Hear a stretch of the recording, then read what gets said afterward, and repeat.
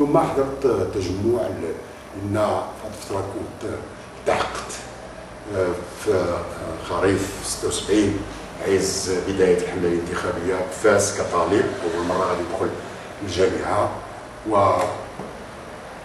وتصادف النهار اللي مشيت أول مرة غنلتحق بالجامعة تصادفت مع التجمع ديال عبد الرحيم بوعبيد في قاعة ديال المعرض الأفوار في فاس، وكان تجمعا تاريخيا.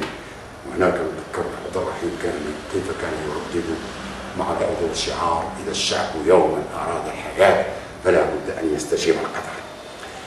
الخلاصة أن الحملة كانت حملة انتخابية حضر فيها الاتحاد الاشتراكي بالقوة، وفعلا كما كان متوقعا النتائج كانت مهمة جدا. صناديق الاقتراع أعطت مقاعد تفوق ما كان متصور هو الاتحاد الاشتراكي في المدن، خصوصا في المراكز الحضارية القروية، في مدن بحال الرباط، طنجة، ناحية الأكادير، تاندان إلى غير ذلك. ولكن غادي تدخل الآلة ديال التزوير، وهنا هذا مرحلة التزوير كان بالواضح وبالمكشوف. تغيرات الخريطة، تغيرات النتائج بقوة وبفظاعة إذا أردنا، وفقد الاتحاد الاشتراكي أو تم قرصنة الكثير والكثير، المئات من مقاعد الاتحاد الاشتراكي. مع ذلك الاتحاد الاشتراكي استطاع أن يوصل للرئاسة ديال الكثير من المجالس، وبالتالي يكون حاضر في كثير من المجالس. إذا التزوير هنا، واخا كان هناك المجلس الوطني لمراقبة الانتخابات فيه ممثل الأحزاب وبعض الوزراء، ثم كاين لجان إقليمية، مع ذلك التزوير كان حاضر بالقوة. أنا أطرح مجموعة من الأسئلة، وطبعا أنا الاتحاديون ظهر أصوات تشكك هذا المسار الديمقراطي وتشكيك في هذا السياسة الديمقراطي.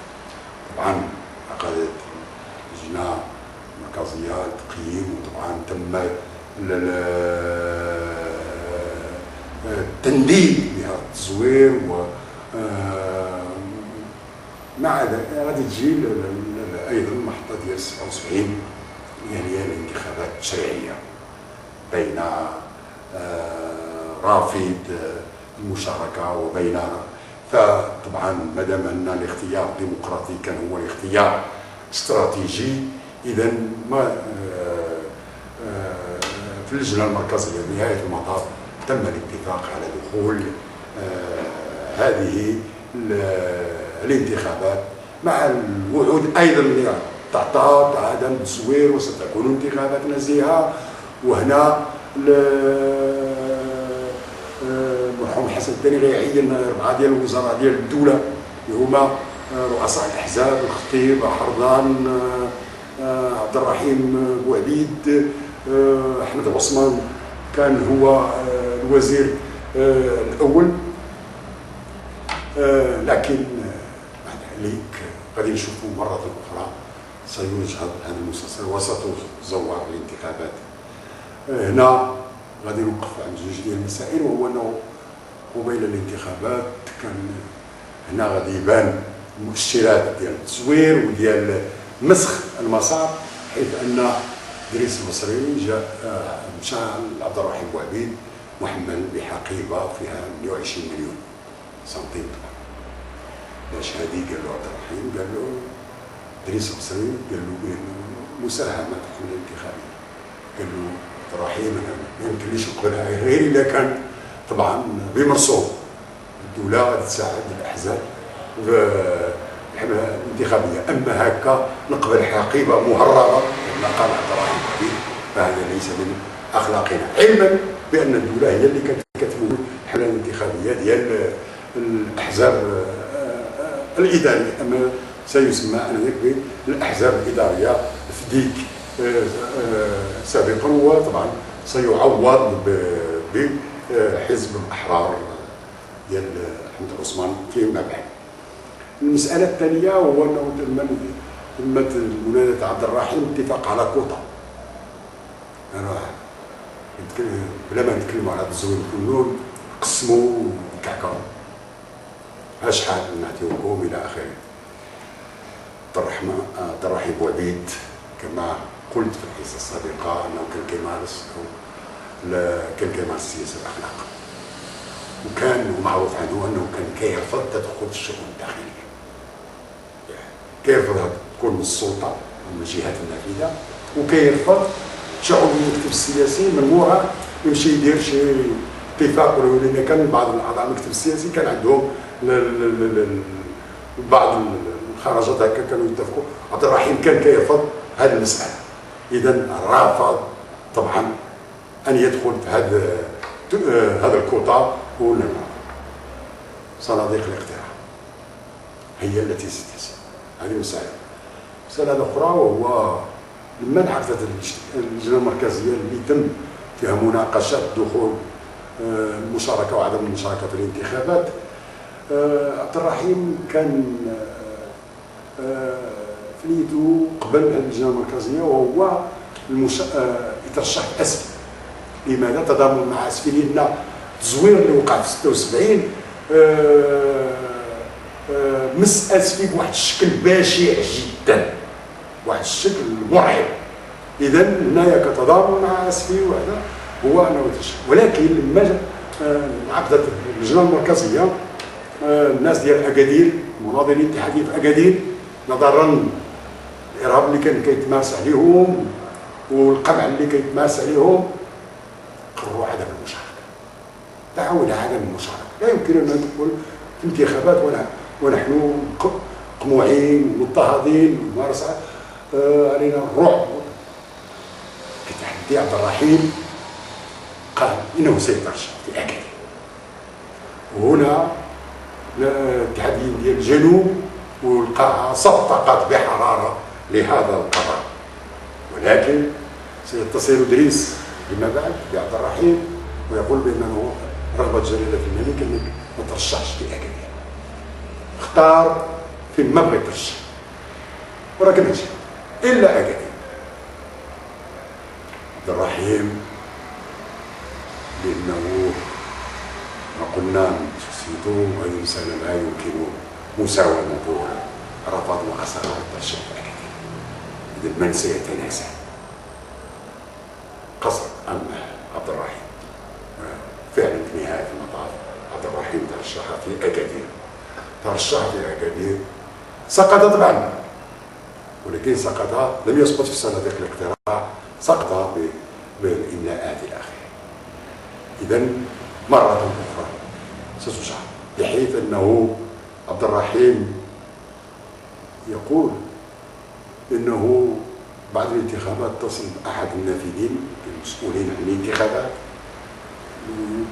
كنا نستناو زولوا لنا 30%، شدوا كاع كلشي خليونا 20 وما يقارب 20 مقعد. أجابه ذلك المسؤول قال له لا سي عبد الرحيم، ما كانش عندكم 130 كانت عندكم بالضبط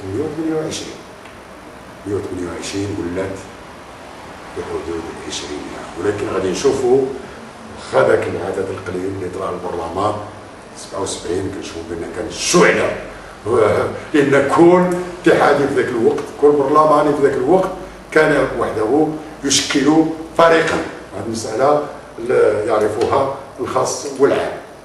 اذا زورت الانتخابات بشكل بشع، حيث الدار البيضاء مثلا كان مخصص لها 20 مقعد، حصل عليها حصدها الاتحاد كله، خلاو له 5 في نهايه المطاف.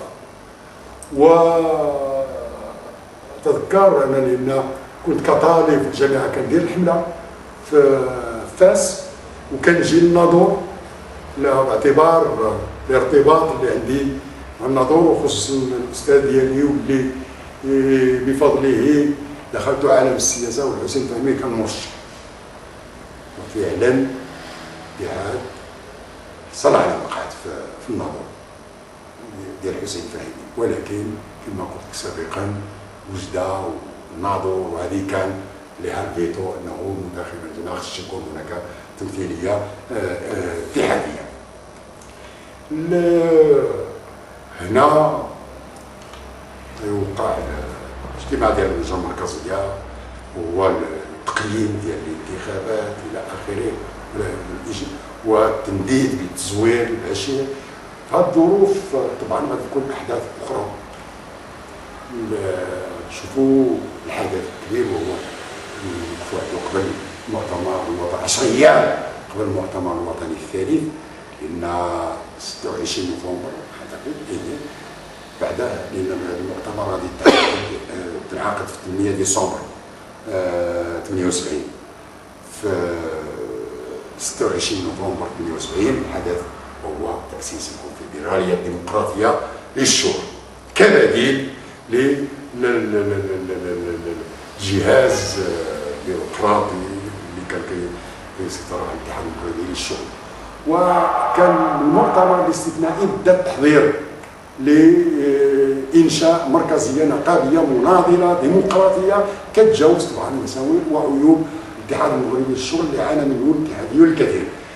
النقابة الوطنية للتعليم تأسست 66، ثم توالت بعد ذلك تأسيس مجموعة من النقابات الوطنية اللي غادي تشكل في نهاية المطاف الكونفدرالية الديمقراطية للشغل، البريد، الفوسفات، السكك الحديدية، الشاي والسكر الى غير ذلك. وكان هنا المنسق الدينامو اللي هو المرحوم البوزيدي.